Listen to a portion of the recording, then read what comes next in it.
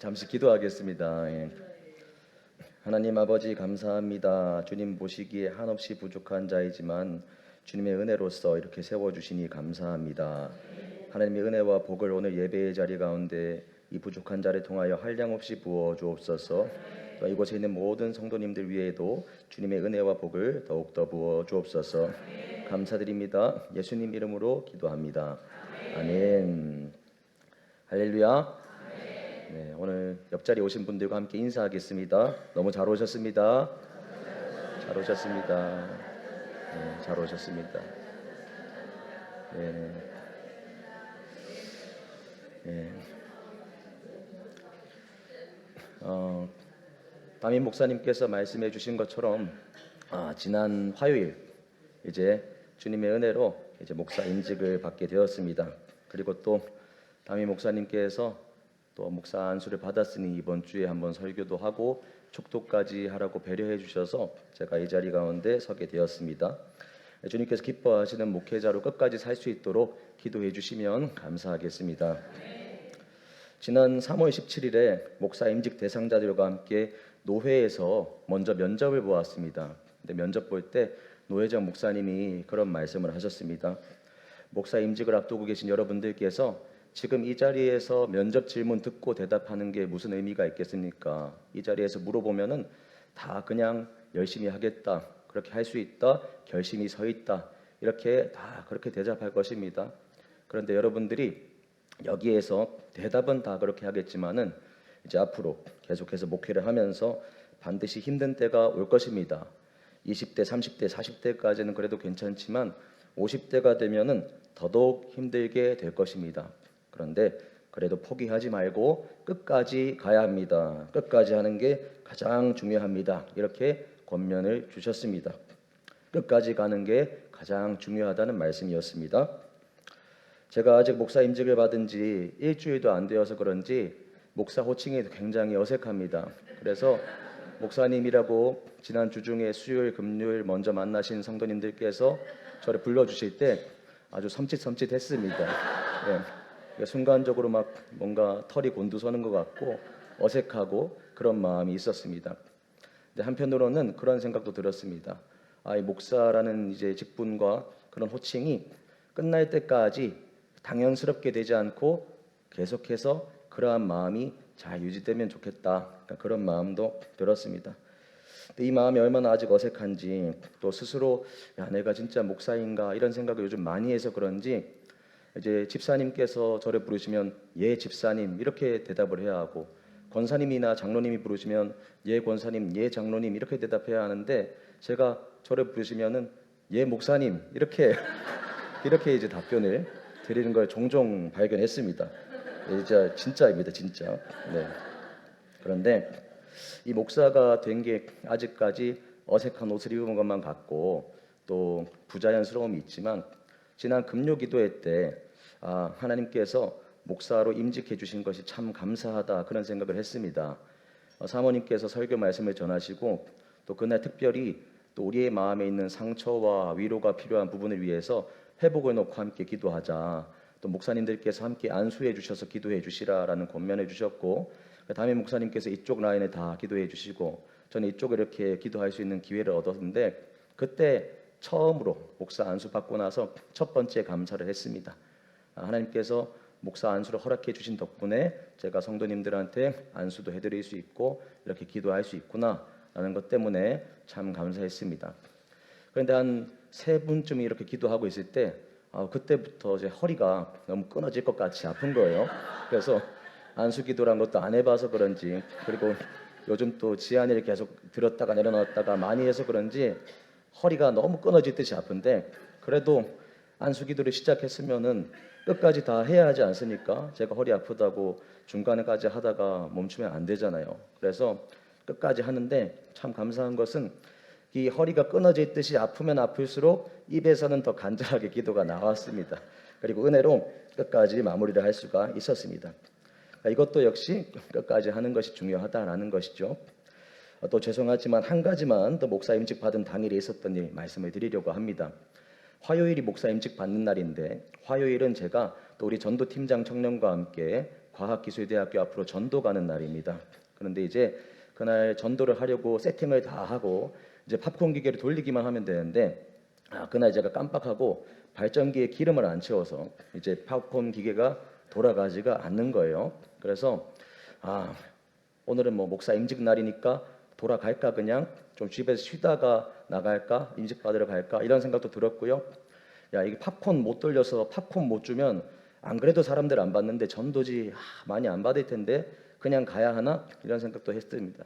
그런데 어쨌든 우리 전도팀장 청년과 함께 갔고, 제가 거기에서 그냥 오늘은 안 되겠다, 그냥 돌아가자 이러면은 뭐 우리 청년이 앞으로 그렇지 않겠지만은 혹여나 저의 그러한 모습이 앞으로 신앙생활하면서 조금 어떤 막히는 게 있으면 그냥 그때 전도사님도 그랬으니까 나도 뭐 그렇게 해도 되겠지, 이런 혹여나 안 좋은 영향이 있을까, 그런 생각이 들더라고요. 그래서 그래, 오늘은 전도지만 가지고 해야겠다 마음을 먹고 전도를 끝까지 했습니다. 그런데 끝까지 하니까 또 주님께서 또 특별한 은혜와 위로를 주셨어요. 어떤 걸 주셨느냐 하면은 그날 지난 3월 달부터 전도할 동안에 저희 모습을 그래도 이렇게 봐오신 교직원분이 계셨나 봐요. 지나다니면서 그분이 거의 유일하게 차를 받아서 가신 분이었어요. 대학생들은 차 한 잔 준다 해도 안 받습니다, 요즘에는. 근데 그분만 유일하게 차를 받아 가셨는데, 제가 이렇게 우리 청년과 함께 멀리 떨어져서, 청년은 여기에서 저는 여기에서 전도하면서 딱 돌아보니까 그 교직원분이 그 청년한테 와서 뭐라 말을 막 하고 있더라고요. 그래서 끝나고 나서 뭐라고 말하시더냐 물어보니까 그분이 자기도 교회를 다니는데 이 과기대 앞에 와서 매주 이렇게 전도하는 걸 보니까 나도 좀 반성하게 되고 또 결단하게 되고 도전을 받는다, 이런 얘기를 하셨다 하더라고요. 근데 저희가 과기대 앞에도 전도 가고 신한대 앞에도 지금 전도 가고 있는데, 그 과기대 갈 때는 뭔가 좀 마음에 눌리는 게 있었거든요. 신한대 앞은 전도하러 가면은 청소년 애들부터 해서 먼저 와서 인사하고 팝콘 달라고 합니다. 그러니까 저도 기분 좋게 또 줄 수 있고 예수님 사랑하십니다 이렇게 말도 한 번 더 하기가 그래도 또 편안합니다. 그런데 과기대는요, 학생들 청소년들한테 준다고 해도 다 괜찮다고 거의 안 받아요. 거의 안 받아요. 그래서 사람의 마음은 신한대를 2번 가는 걸로 정할 걸 그랬다, 이런 마음도 들고 그런 마음이 든단 말이죠. 그런데 이번에 이제 그런 일이 있으면서 하나님께서 과기대 앞으로 보내신 뜻도 분명하게 있고, 그리고 이날 발전기가 멈췄다고 끝까지 돌아오지 않았을 때 주시는 은혜가 있구나. 그 교직원 분께서 우리가 그냥 빨리 접고 돌아갔으면 그 교직원 분의 입을 통해서 하나님께서 우리를 또 위로하시고 격려하시고 했던 그것들을 우리가 못 들었겠구나, 그런 생각이 드는 겁니다. 그러니까 제가 이제 앞부분에 예화를 3개 말씀드렸는데요. 3가지의 결론이 다 하나로 모아지죠. 무엇으로 모아집니까? 시작했으면 끝까지 해야 한다라는 겁니다. 사랑하는 여러분, 그래서 우리가 주님 안에서 우리 각자가 뜻을 정하고 뜻을 받고 이렇게 걸어가고 있습니다. 그런데 우리가 중도에 포기하지 않고 끝까지 가는 것이 가장 중요한 줄로 믿습니다. 그 길이 결코 쉬운 길이라서가 아니라 그 길이 주님의 길이고 그 길이 옳은 길이기 때문에 우리가 끝까지 가야 할 줄로 믿습니다. 예수님께서 우리를 예수 믿는 길, 제자의 길로 초청하실 때 이 말씀을 먼저 하셨습니다. 함께 누가복음 14장 27절 말씀을 읽겠습니다. 시작.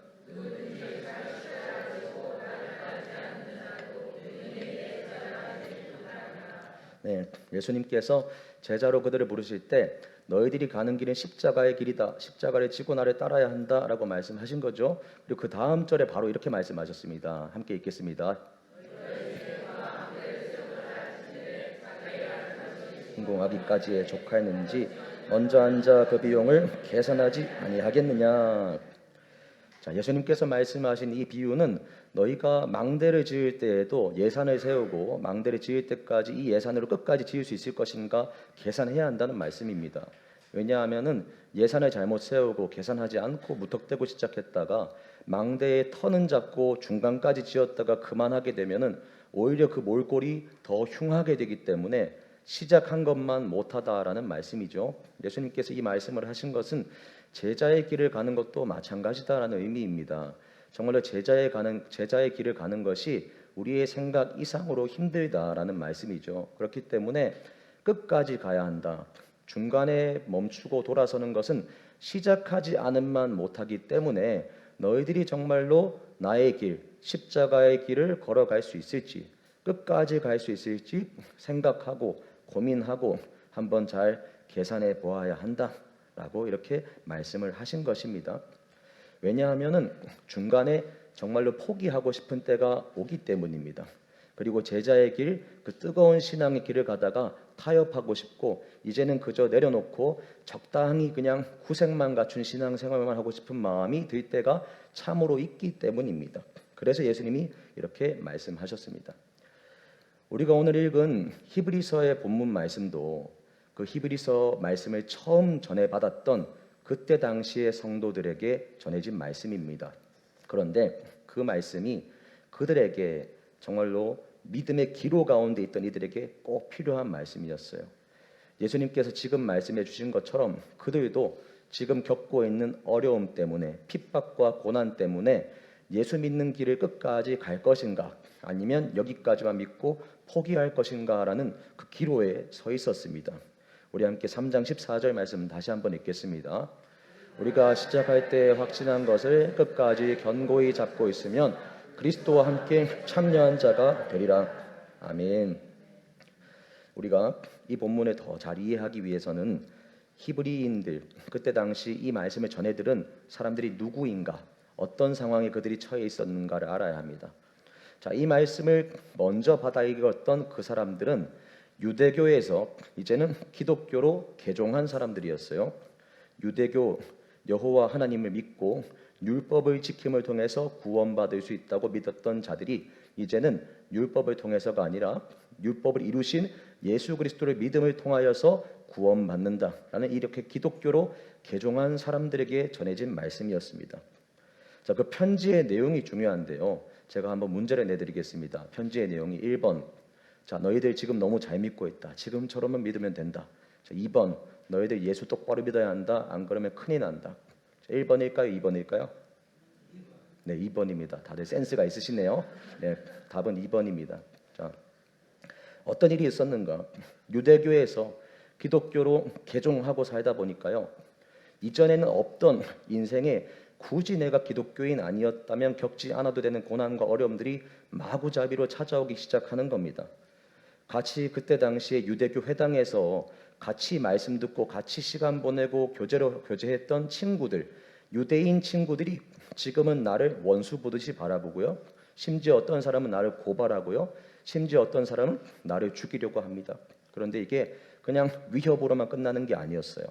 진짜로 유대교에서 기독교로 개종한 또 다른 친구가 정말로 고발당하고 정말로 잡혀가고 정말로 죽임당하는 것까지 실제로 보았어요. 그러니까 그 사람들의 마음에 이런 마음이 드는 거예요. 야, 내가 기독교로 개종한 것, 예수 믿기로 결정한 것 잘한 게 맞는가? 이 생각이 드는 겁니다. 그리고 또 하나 드는 생각이 있죠. 내가 그냥 유대교로 다시 돌아가는 건 어떨까? 생각해보면 유대교도 여호와 하나님을 믿는 종교이고 기독교도 여호와 하나님을 똑같이 믿지 않나? 기독교, 예수님만 믿는 것이 하나 추가됐을 뿐인데 그것 때문에 내가 이렇게 괴로워야 하는가? 똑같이 여호와 하나님 믿는 신앙이니까 유대교로 다시 돌아가야겠다. 이것을 성경에서는 다른 말로 타협이라고 하고요. 더 심하게 말하면 배교라고 합니다. 하나님께서는 이것이 잘못됐다라고 분명히 히브리서 말씀을 통해서 알려주시는 거예요. 그들이 기독교에서 유대교로 돌아가고 싶었던 이유는 너무나 명확합니다. 너무 힘들었기 때문입니다. 목숨이 위협받고 이제 그들이 기독교로 개종한 것 때문에 유대교 사회 그 커뮤니티에서 배척당하고 자기의 직장에서 잘리고 생계가 끊어지고 그런 실제적인 어려움이 그들의 삶에 닥쳤기 때문입니다. 우리들도 그런 상황과 아주 다른 인생을 살아가지 않습니다. 오늘 우리들이 뜨거운 주님을 향한 그때 처음의 마음과 그때의 마음을 신앙을 내려놓고 때로 어떤 사람들은 마음 아프게도 예수님을 향한 믿음을 포기하고 싶어지는 이유가 이때 당시 히브리서를 받는 성도들의 삶과 크게 다르지 않습니다.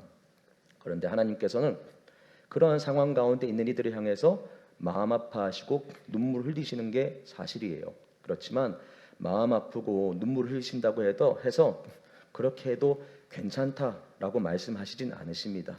그것은 분명한 잘못이다라는 확실한 기준을 하나님은 제시하십니다. 하나님은 히브리서 말씀을 통해서 경고하시는 겁니다. 하나님은 유대교에서 기독교로 돌아가려고 하는 그 사람들을 어떻게 경고하셨는가? 그들에게 처음 그들이 구원받았던 처음 그들의 믿음의 조상들을 한번 생각해 보라 말씀하셨어요. 자신들의 조상들이 어떻게 구원받았는가? 이집트에 400년간 노예로 있을 때 하나님의 은혜로 이집트에 재앙이 내리고 6월절 어린 양의 피를 통해서 목숨을 건지고 그래서 이집트에서 탈출했던 그때의 처음 은혜를 기억해야 한다. 그리고 홍해가 그들 앞을 가로막을 때 홍해가 갈라졌던 것 기억해야 한다. 내가 너희들을 지키고 인도한 것 기억해야 한다. 그런데 왜 하나님께서 이 말씀을 하셨는가? 그들의 조상들이 출애굽한 이후에 받았던 은혜를 수많은 사람들이 잊어버렸기 때문입니다. 잊어버리고 광야라고 하는 가나안 땅까지 가는 그 길목에 있던 광야에서 많은 사람들이 하나님의 은혜를 잊어버리고 눈앞의 고난과 현실 가운데 무너지면서 그 신앙의 길을 포기했기 때문에 심지어 모세를 죽이고 이집트로 돌아가자라고 말하고 금송아지 우상을 만들어서 이집트에서 우리를 구원한 신이 바로 이 금송아지다라고 말할 정도로까지 은혜를 다 잊어버렸기 때문에 하나님께서 그 예시를 지금 경고로 들고 계시는 거예요. 그리고 그렇게 은혜를 잊어버린 그들 중 수많은 사람들은 하나님께 심판을 받고 광야 가운데에서 엎드려지게 되었습니다. 다 죽게 되었다는 거예요.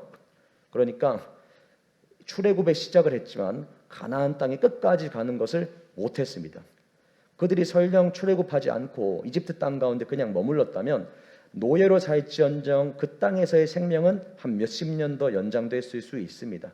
그렇지만 은혜의 그 물줄기에 따라서 따라 나왔지만 포기하였을 때 오히려 그들의 목숨이 더 빨리 사라지는 시작한 것만 못한 그런 결과를 받아들이게 된 것입니다. 사랑하는 여러분, 제가 우리 교회에서는 이런 말씀하시는 분들을 아직 만나 뵙지는 못했습니다.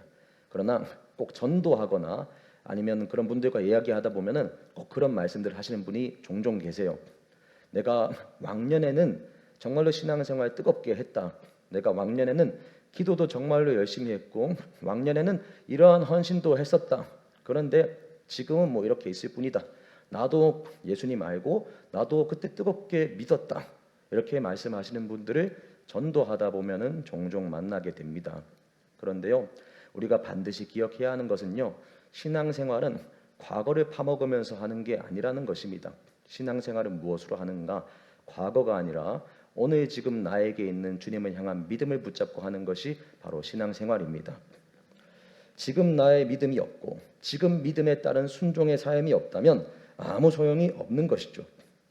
인생을 살아가는 게 너무 바쁘고 삶에 찾아온 고난과 역경이 너무 힘들어서 그것 때문에 내가 과거 예수님을 뜨겁게 사랑하고 예수님의 제자로 살아가기로 결심했던 모든 것들이 미지근해지고 힘이 다 빠져버렸다면 그때 바로 돌이켜야 하는 때입니다. 하나님께서는 그런 상황 가운데 있는 이들에게 긍휼을 베푸시고 그들을 위해서 눈물 흘리시고 마음 아파하십니다. 그러니까 너 힘드니까 괜찮아. 예수 믿는 거 대충 믿어도 돼. 절대 이러지 않으십니다. 힘들구나. 내가 너를 위해서 기도한다. 동력자들을 통해서 너를 위로한다. 그렇지만 너도 일어나서 끝까지 함께 걸어가자. 그래야지만 산다. 이렇게 말씀하시는 거예요.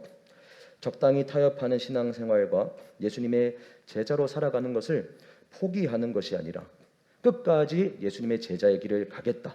끝까지 믿음을 지키겠다라는 그것을 주님께서는 바라신다라는 겁니다. 저 역시 마찬가지겠죠. 제가 지난 화요일에 목사 안수를 받고 지금은 아직 일주일도 되지 않았기 때문에 제 마음에 그때의 뜨거움과 그때의 감격은 아직까지는 살아서 숨쉬고 있습니다. 저는 그날 눈물을 안 흘릴 줄 알았습니다. 그런데 담임 목사님께서 안수해주러 나오시고 제 앞에 딱 서시고 저는 그때 딱 고개를 숙이고 절대 고개 들지 않았어요. 그냥 이렇게 저렇게 둘러보고 싶지도 않았고 그냥 하나님께 안수 받는 것 그 하나에만 좀 집중하고 싶었습니다. 그렇게 있을 때 딱 목사님의 손이 올라가고 또 안수가 시작될 때 그때 눈물이 많이 흐르더라고요. 그리고 지금도 그때의 마음과 감격은 감사는 있습니다. 그렇지만 목회를 10년, 20년 하다 보면은 이제 앞으로 저도 지금은 예상할 수 없고 그려지지 않는 어떠한 어려움이나 어떠한 상처나 그러한 순간이 찾아올 수도 있죠. 예상할 수 없는 것들 언제든지 우리가 경험할 수 있습니다. 그러나 예상하지 못하는 것을 제가 경험했다고 해서 지금 내가 너무 힘들어졌구나, 내가 너무 상처받았다, 그러니까 그때 당시 목사 안수 받을 때의 마음 그런 거는 내가 알지도 못하겠고 그냥 이제는 대충 해야겠다, 그냥 적당히 해야겠다 하면은 여러분들 저 이해해 주실 겁니까? 예. 목사님 충분히 그럴 수 있죠. 뭐 이해합니다. 이러실 겁니까? 예. 안 된다. 그렇게 하면 안 된다. 이렇게 하지 않으시겠습니까? 예. 그렇게 하면 안 되죠. 예. 예수님은 우리에게 그런 상황이 언제든지 찾아올 수 있다는 것을 이미 아십니다.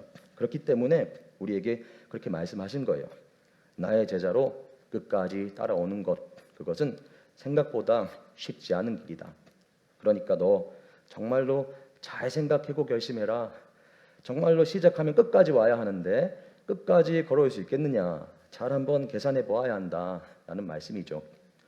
자, 이 말씀 뒤에 예수님의 숨겨진 의미가 무엇일까요? 내가 미리 얘기했잖아. 힘들다고 얘기했잖아. 미리 다 얘기해 줬는데 못 따르면 어떡하냐?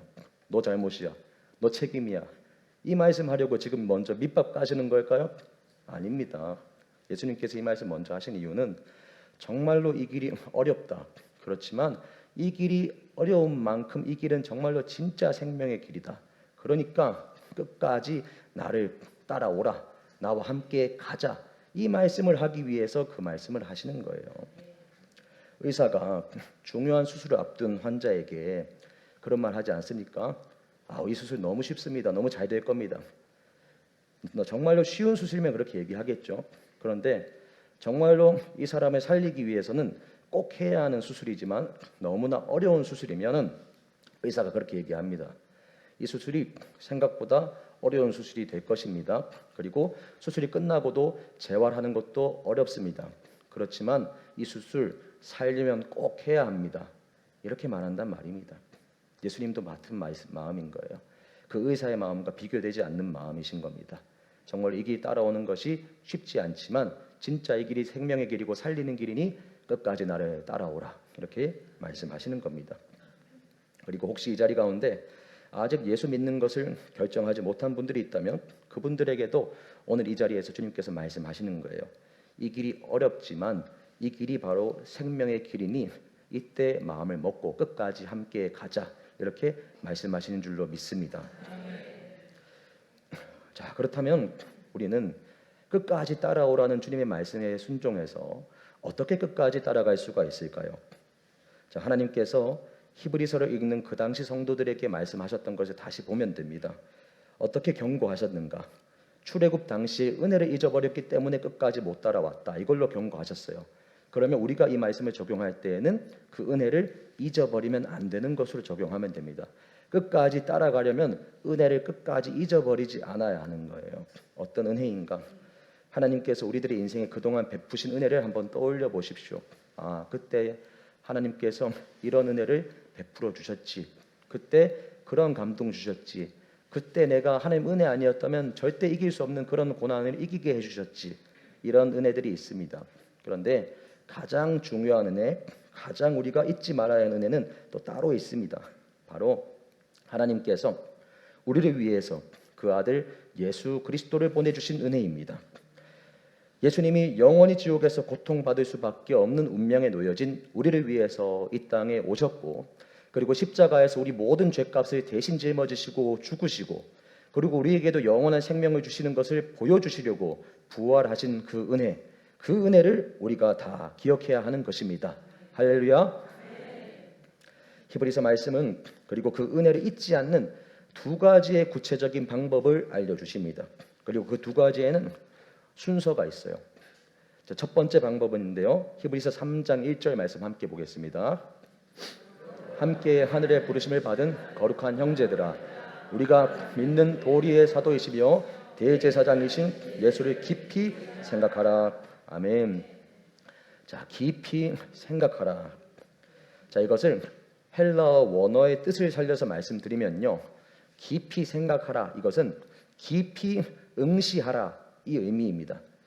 너희가 지금 어려운 때 그냥 스쳐 지나가듯이 예수님의 은혜를 한번 살짝 또 터치하고 넘어가는 그 정도가 아니라 삶의 고난과 핍박과 힘든 순간이 찾아올 때 신앙생활, 예수님의 제자, 기도회 이런 거 도저히 모르겠고 그냥 다 내려놓고 싶다, 이 정도로 힘든 마음이 찾아올 때 바로 그 순간에 예수님께서 보여주신 그 십자가와 부활의 은혜를 깊이 응시하라라는 말씀입니다.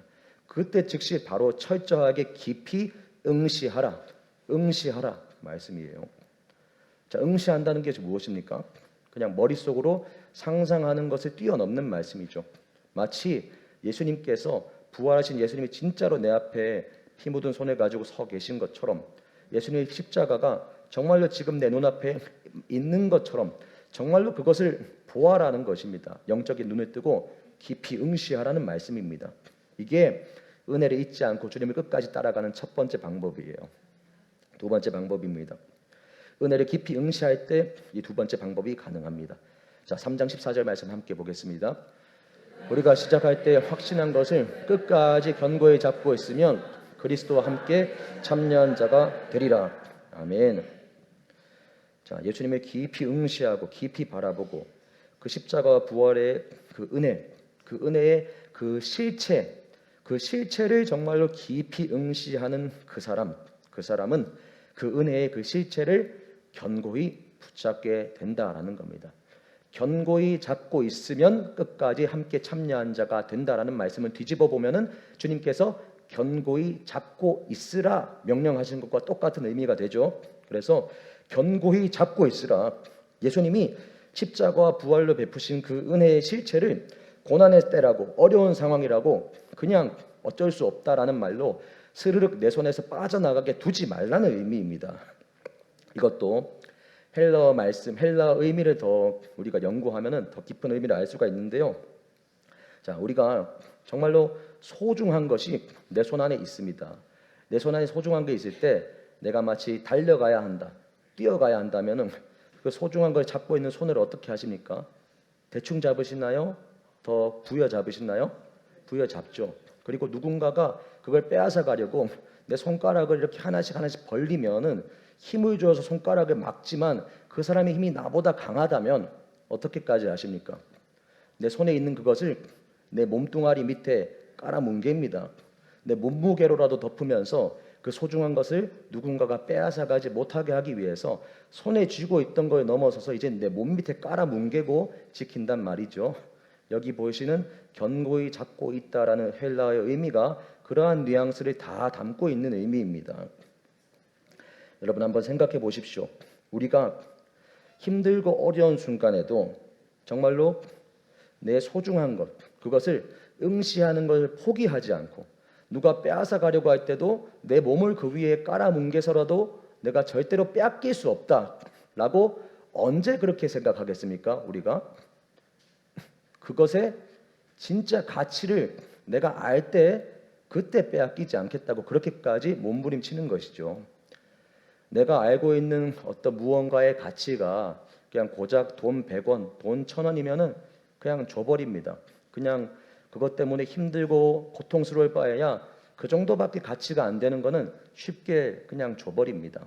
그렇지만 지금 나에게 허락된 그 은혜의 가치가 얼마나 귀한 가치인지를 우리가 알 때에는 고난과 핍박과 어려운 상황 속에서도 그 은혜를 내가 절대로 빼앗기지 않겠다라고 꽉 붙잡는 걸 넘어서서 몸으로 깔아뭉개기까지 하면서까지 빼앗기지 않겠다고 몸부림치고 깊이 응시하는 것입니다. 제가 일부 예배 때도 이 예화를 말씀드렸는데요. 일부 예배 때 말씀드렸다 보니까 조금 더 자신감이 생겨서 말씀을 드릴 수가 있습니다. 어떤 예화인가 하면은 제가 이제 고등학교를 다닐 때 있었던 일입니다. 저는 이제 남녀공학을 나왔지만 고등학교는 남고를 나왔습니다. 자, 남고 나오면 남학생들한테 어떤 환상이 있는지 아시나요? 네, 그렇죠. 남고 나오면 여고에 대한 환상이 있죠. 그래서 제가 남고에서 그때 성가대 중창단 동아리를 했습니다. 오랫동안 하지 않고 뭐 조금 하다가 그만두긴 했지만, 근데 이제 중창단을 할 때 어느 날에 그런 소식이 들렸습니다. 여고랑 모임을 한다더라. 여고랑 여고 중창단과 함께 모임하고 같이 노는 시간이 있다더라. 이 소식을 제가 들은 거예요. 자, 그때 당시에 얼마나 설레는 마음을 안고 갔을까요? 자, 설레는 마음을 안고 갔는데 아니는 다를까 너무 예쁜 여학생이 있는 거죠. 그래서 제가 이 말씀을 왜 드리는 걸 고민했는지 아시겠죠? 제가 일부 예배 때는 아내가 저기 앉아 있으니까 이제 고민을 했죠. 그런데 일부 예배 끝나고 아내 반응이 생각보다 괜찮아서 그냥 더 자신 있게 말씀을 드리게 됩니다. 그런데 어쨌든지 간에 한 여학생이 너무 예뻐가지고 그래서 참 예쁘다 이렇게 생각하고 더 친해지고 싶다 이런 생각도 했죠. 그런데 그 자리에 같이 가는 제 다른 친구도 그 여학생이 마음에 들었던 거예요. 그러고 나서 저도 그 여학생이 마음이 있다는 소식을 듣더니 저한테 수업 시간 끝나고 쉬는 시간에 갑자기 찾아와가지고 제 팔을 이렇게 뒤로 꺾는 겁니다. 팔을 이렇게 뒤로 꺾어서 너 빨리 입으로 얘기해라. 걔 포기하겠다고 얘기해라. 안 그러면은 내가 이 팔 꺾은 거 안 놓아준다. 빨리 포기한다고 얘기해라. 이러는 거예요. 자, 그 고등학생의 마음에 포기하는 것 그게 뭐 사실 뭐 중요한 겁니까? 아무 중요한 게 아니에요. 근데 그때 당시의 마음에 포기한다 말하면 안 될 것 같은 거죠. 그러니까 잡고 있지만 아프지만 제 입을 꼭 다물고 포기 안 한다 계속 얘기를 하고 있었던 거예요. 물론 지금은 전혀 그런 마음 품고 있지 않죠. 지금은 외모를 바라보는 기준도 그때와는 완전히 달라졌죠. 그래서 왜 그러야 했을까 생각을 해보시면 이미 눈치채셨을 겁니다. 팔이 꺾이는 고통을 감수할 만한 가치가 그때 당시에는 저에게 있었기 때문에 팔 꺾이는 아픔이 있더라도 차마 그 여학생을 포기한다라는 말을 할 수 없을 만큼의 가치가 그때 당시에 제 마음에 있었기 때문에 그래서 제가 그 말을 아프지만 끝까지 안 한 거거든요. 예. 그러니까 우리가 정말로 무언가의 가치를 깊이 알고 그 가치가 정말로 나에게 살아있는 가치로 다가올 때는 그것이 아무리 고통스럽더라도 사람은 절대 그걸 포기한다라고 쉽게 말하지 않습니다. 여러 드라마와 영화 등에서도 그런 쉽게 포기할 수 없는 그런 사랑 이야기를 말하고요. 그리고 사람들은 그런 어려움 속에서도 포기하지 않는 사랑 이야기를 볼 때 아주 감동받고 열광합니다. 도민준이라고 아시나요? 도민준 아세요? 도민준? 도민준. 그러면 도민준의 커플도 누군지 아십니까? 천송이 아십니까? 네, 아시는 분들 계시네요. 별에서 온 그대라는 드라마가 있습니다. 별에서 온 그대. 그때 10년쯤 전에 김수영과 전지현 신드롬의 사람들이 빠지게 한 드라마인데요. 이 내용의 절절함이 사람들에게 큰 감동을 줬습니다. 내용의 핵심만 짧게 설명드리면 이 도민준은 사실 조선시대에 400년 전에 불시착한 외계인입니다. 그런데 400년 만에 돌아오는 혜성, 그 별똥별이 돌아올 때 그 힘을 받아서 자기 별로 돌아갈 수 있어요. 요 400년의 타이밍을 놓치면 자기 목숨이 위험한 겁니다. 그런데 400년이 다 차가는 그때 즈음의 현대 시대에서 천송이라는 여자를 만나서 사랑에 빠진 거예요. 그러니까 내 목숨이 돌아가지 않으면 위태로운데 이 여자가 너무 사랑스러우니까 돌아가냐 마냐. 그때 당시엔 돌아가면 못 돌아오는 게 확실했기 때문에 그래서 어떻게 해야 하나 고민을 하고 막 서로 막 눈물을 흘리고 애통했단 말이에요. 그런데 결국에는 천송이가 그래도 이 목숨을 건져야 하니까 돌아가는 거로 마음을 굳히고 도민준도 돌아갔어요. 그러니까 시청자들이 결국 그 사랑이 못 이루어졌구나 안타까워하고 슬퍼했지만 그런데 마지막 화에 도민준이 기적적으로 돌아오는 방법을 찾아내서 돌아와서 천송이와 재회를 했단 말이에요. 그때 당시 시청자들이 다 막 열광하고 기뻐하고 마치 자기 일인 것처럼 막 그랬단 말입니다. 왜 그렇습니까? 사람들도 아는 거예요. 이게 드라마에서 400년을 뛰어넘은 사랑 그리고 별과 지구 사이의 거리를 뛰어넘은 사랑 그리고 절대로 이루어질 수 없을 것만 같은 그 사랑이 이루어졌다라는 그것에 감동을 받고, 그리고 그것이 진짜로 보기 드문 것이고 귀한 것이다라는 것을 본능적으로 알기 때문에 그것에 열광하는 겁니다. 그런데 여러분, 우리 예수님의 그 사랑 이야기는 이 도민중과 천송이의 사랑과는 비교할 수 없는 사랑이죠.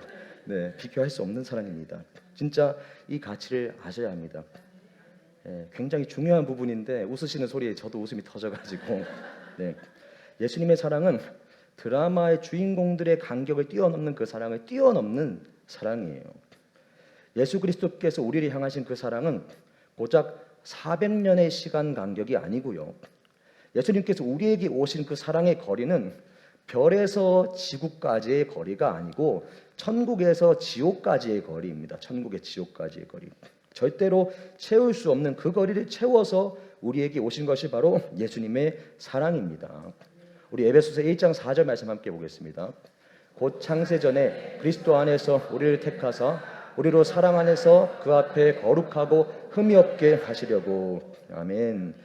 창세전, 세상이 만들어지기 전부터 이미 우리를 향한 사랑은 계획되어 있었다라는 겁니다. 그 사랑의 가치는 드라마의 사랑을 뛰어넘는 사랑입니다. 그렇기 때문에 우리가 끝까지 예수님을 따라가겠다, 끝까지 그 사랑을 내가 포기하지 않겠다라고 결단하는 것은요, 단순하게 정말로 가치 없는 것을 내가 어거지로 가치 부여하면서 사랑하겠다, 붙잡겠다, 그렇게 결단하는 수준이 아니라는 겁니다. 우리는 영원전부터 우리를 사랑하셨고 지금도 살아계신 예수님, 그리고 천국과 지옥의 거리를 스스로 몸으로 메우시며 오신 그 예수님을 사랑하기로 결단하고 결심하는 것입니다. 그리고 그분이 먼저 그 사랑을 우리에게 베풀어 주셨기 때문에 그 사랑의 가치를 정말로 아는 사람은 고난과 핍박 앞에서도 예수님을 절대로 포기할 수가 없습니다. 더 꽉 붙잡게 되는 것입니다.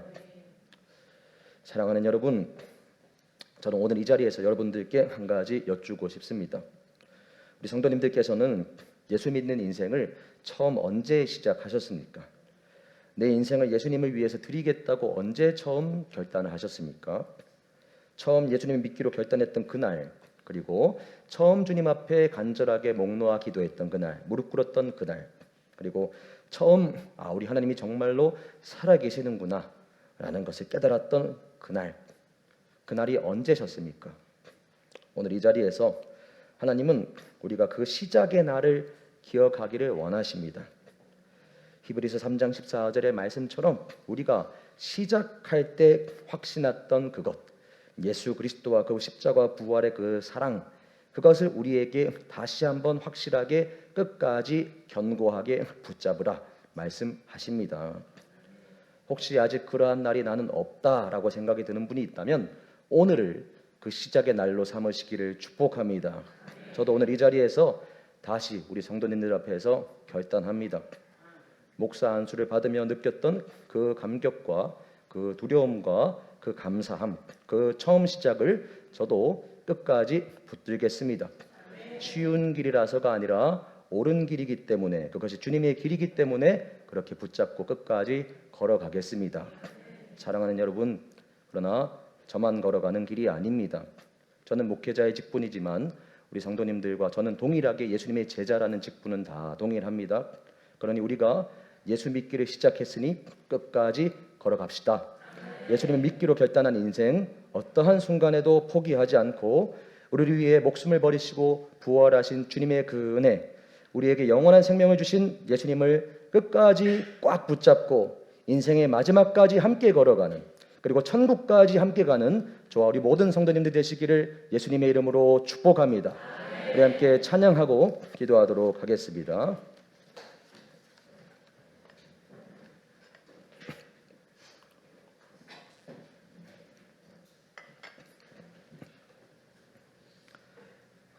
우리가 결심하고 결단하더라도 우리는 여전히 불완전한 것이 참 많습니다. 그러나 우리가 결단할 때 성령님이 도우시는 것을 믿으면서 우리 함께 찬양하도록 하겠습니다. 다 표현 못해도 나 표현하리라.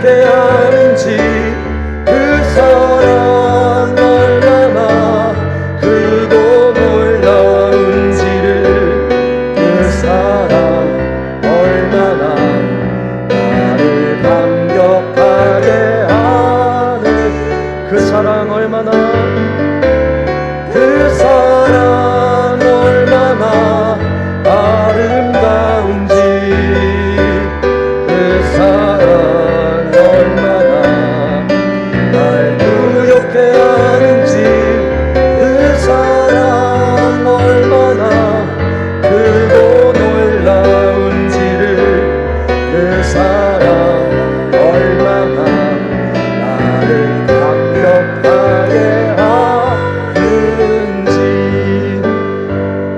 이 시간 함께 기도하며 나아가겠습니다. 기도하실 때 주님, 내가 예수님의 길, 그 십자가의 길, 그 제자의 길 끝까지 걸어가겠습니다. 끝까지 갈 수 있는 힘을 허락하여 주옵소서. 그리고 끝까지 갈 수 있도록 예수님의 십자가와 부활의 그 사랑과 은혜를 내가 더 깊이 깨달아 알게 하여 주옵소서. 그리고 아직 그 사랑을 경험하지 못한 자 있다면 이 자리 가운데 경험하게 하여 주옵소서. 우리 그 제목들 가지고 함께 기도하며 나아가겠습니다. 함께 기도합니다. 하나님 아버지 감사합니다. 하나님 아버지, 우리가 어떠한 삶의 순간에도 어떠한 인생의 과정 가운데 있다고 할지라도 정말로 예수님을 따라가는 그 길, 그 십자가의 길, 그 제자의 길만큼은 절대로 내가 포기하지 않겠습니다. 절대로 포기하지 않고, 절대로 주님을 떠나지 않고, 절대로 세상 가운데 타협하지 않고, 정말로 예수님 한 분만을 가장 사랑하는 인생, 그 십자가의 길을 끝까지 따라가는 그 신앙, 그 믿음 가지고 살아가는 저와 우리 모두가 될 수 있도록 아버지여 은혜 베풀어 주옵소서. 부족하지만 성령님께서 도와주셔서 그 길을 우리가 끝까지 갈 수 있도록 은혜와 능력 더하여 주옵소서. 하나님 아버지, 또 우리가 그 길을 끝까지 걸어가기 위해서는 그 십자가의 은혜가 아버지 우리에게 더 깊이 깨달아져야 합니다. 그 사랑의 가치가 얼마나 크고 위대한 사랑인지 깨달아져야 하오니 우리가 그것을 깨달아 알게 하여 주옵소서. 깊이 응시하게 하시고 그 사랑을 깊이 깨달아서 정말로 절대로 놓치지 않겠다고 꽉 부여잡고, 내 몸무게 아래에도 정말로 꽉 부여잡고 놓치지 않으려고 애쓰는 우리 모두가 될 수 있도록 하나님 아버지 은혜를 베풀어 주옵소서. 그렇게 다짐하고 결단하며 나아간 우리에게 성령의 능력을 더하여 주시고, 아버지 또한 오늘 이 자리 가운데에서 처음 그 예수의 길을 처음 결단하는 성도가 있다면 아버지 그 가운데 더 큰 은혜와 복을 허락하여 주셔서 아버지 정말로 예수님을 온전하게 영접하고 예수님의 길을 함께 끝까지 갈 수 있도록 은혜를 베풀어 주옵소서. 주님, 우리 한 번 더 시간 기도하겠습니다. 기도하실 때 우리 몸의 연약함과 마음의 아픔과 그런 회복이 필요한 분들을 위해서 함께 기도하겠습니다. 주님의 길을 끝까지 가야 하는데, 그러나 겨우겨우 끝까지 따라가는 것으로만 끝나지 않고 정말로 육체가 회복되고 마음이 회복되고 모든 막혀있는 바가 주님의 은혜로 뚫어짐을 통하여서 주님께서 그 영혼에게 주신 그 소중한 사명, 그 귀한 사명을 담대하게 자신있게 당당하게 끝까지 붙잡고 나아가면서 순종하면서 그 길을 끝까지 갈 수 있게 해달라고, 정말 우리 교회 수많은 환우들, 아파하고 있는 분들, 아파하고 있는 자녀들, 또 마음 아파 있는 모든 분들을 위해서, 그들의 회복을 위하여서, 또 여러 어려움 가운데 막혀있는 분들을 위하여서 이 시간 함께 예수의 이름을 의지하여서 함께 기도하며 나아가겠습니다. 함께 기도하겠습니다. 하나님 아버지 정말 간절하게 기도합니다. 아버지 너무나 힘든 상황 가운데 있는 이들이 있습니다. 너무나 아프고 너무나 힘들고 너무나 막혀있는 그런 상황 가운데 있는 이들을 주님은 외면하지 않으십니다. 아버지 우리가 이 시간 간절하게 기도합니다. 그분들도 우리들과 함께 끝까지 믿음의 길을 걸어가야 합니다. 아버지 그분들에게도 힘과 능력을 주시고 위로를 주시고 회복을 허락하여 주옵소서. 환우들에게 아버지 회복을 주시기를 간구합니다. 아버지 그저 겨우겨우 따라가는 것이 아니라 주님이 주시는 회복과 은혜를 맛보고 정말로 회복되어서 몸이 회복되고 난치병이 회복되고 마음이 사라지고 아버지 안에 종양이 사라지고 마음의 우울함과 억눌림이 사라지고 정말로 온전한 회복을 예수 이름의 능력으로 통하여 받아서 정말로 이 믿음의 끝까지, 경주의 끝까지 함께 달려가고 함께 그 사명 가운데 힘있게 쓰임받을 수 있도록 하나님 아버지 고통 가운데 있는 자들 건져주시고 회복시켜주시기를 간구합니다. 주여 고쳐주옵소서. 회복만 시켜주신다면 그 인생 드리려고 다짐하고 헌신하는 이들이 많습니다. 아버지 회복을 허락하여 주시기를 간구하오니 예수의 이름의 능력으로 깨끗하게 온전하게 치유하여 주옵소서. 나를 강건하게 하는지 그 사랑 얼마나 아름다운지 그 사랑 얼마나 날 부욕해 하는지 그 사랑 얼마나 크고 놀라운지를 그 사랑 얼마나 나를 감격하게 하는지.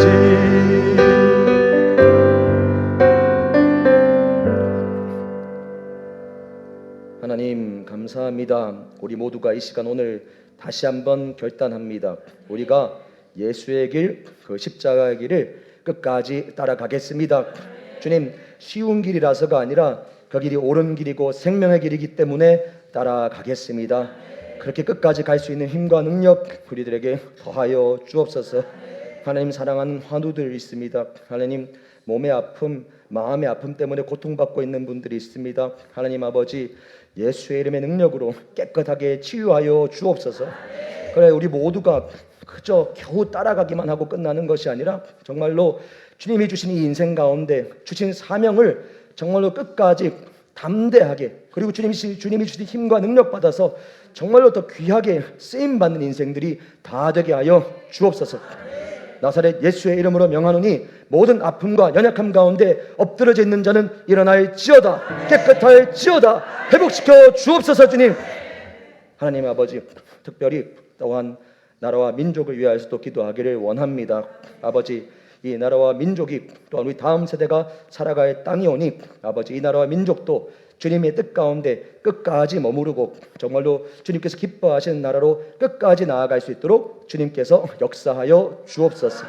감사드립니다. 예수님 이름으로 기도합니다. 아멘. 우리 하나님께 영광의 박수 올려드리겠습니다.